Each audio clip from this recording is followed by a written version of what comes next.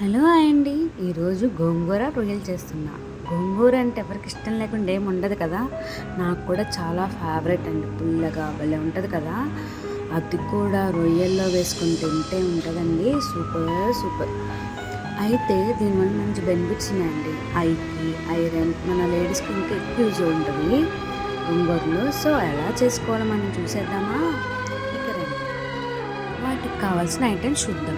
2 tomatoes, కొంచెం పక్కకు తీసుకున్న రొయ్యలు తీసుకొని, అల్లం వెల్లుల్లి పేస్ట్, 5 మిర్చీస్, అలానే 2 ఆనియన్స్, అలాగే మనం గోంగూర ఆకులను కడిగి పెట్టుకోవాలండి 2 టైమ్స్. అలా కడిగిన తర్వాత ఒక బాండీలో వాటర్ ఏం పోయక్కర్లేదు, ఆయిల్ కూడా అప్పుడే వేయక్కర్లేదు. మొత్తం ఆకులన్నీ దాంట్లో వేసుకొని టమాటోస్, మిర్చీస్, కొంచెం చింతపండు వేస్తే చాలా టేస్టీగా ఉంటుందండి. ఒక టమాటో సరిపోతుంది.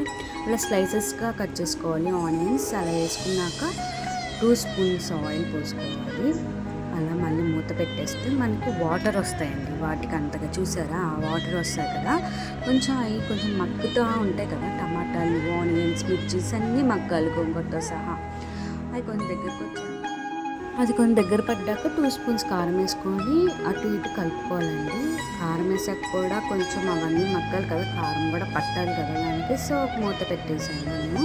ఒక 2 మినిట్స్ పెట్టుకుంటే, ఆ 2 మినిట్స్ పెట్టుకున్నాక మొత్తం మగ్గిపోయింది కదండి. సో ఇంకా మనం స్టవ్ కట్టేసుకోవాలి. సో వాటర్ కూడా లేవు కదండి. సో ఇంకా మన టమాటాలు అండ్ అన్నీ మగ్గిపోయినాయి, మెత్తగా అయిపోయినాయండి.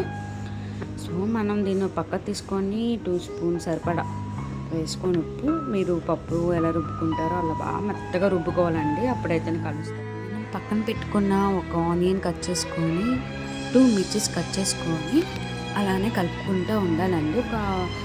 అది కొంచెం బ్రౌనిష్గా వచ్చే వరకు.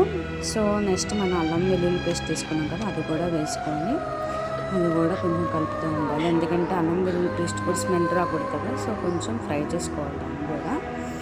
అది కొంచెం బ్రౌన్ వచ్చాక మనం కట్ చేసుకున్న టమాటో, ఒక టమాటో సరిపోతుంది, ఆ టమాటో వేసుకోవాలి. యాక్చువల్గా అందరూ టమాటో వేస్తే తీయగా ఉంటుంది అంటారు. ఎక్కువ వేస్తే అయితే తీయగా ఉంటుంది, మనం ఒకటి వేసుకుంటే సరిపోతుంది.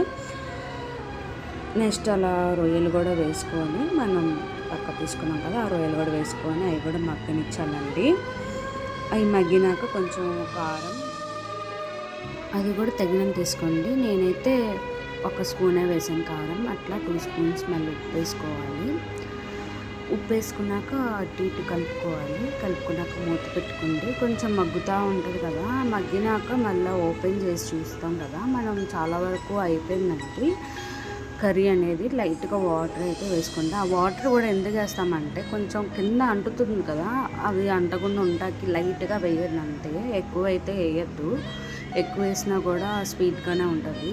అందుకని ఆనియన్స్, టమాటాస్ కూడా ఎక్కువ వేయకూడదు. నేనైతే ఒకటే వేసాను. నెక్స్ట్ మనం తీసుకున్న గోంగూర పేస్ట్ని కూడా మొత్తం వేసుకొని అటు ఇటు మొత్తం కలవాలి కదండి, మొత్తం కలిపేసాను.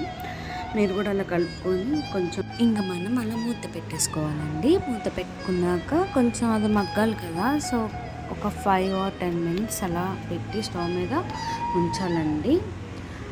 ఆఫ్టర్ దట్ ఇంకా మనకి ఇంకా ఫైనల్గా అయిపోయింది. సూపర్గా. మీరు కూడా ట్రై చేయండి. Like, subscribe, share.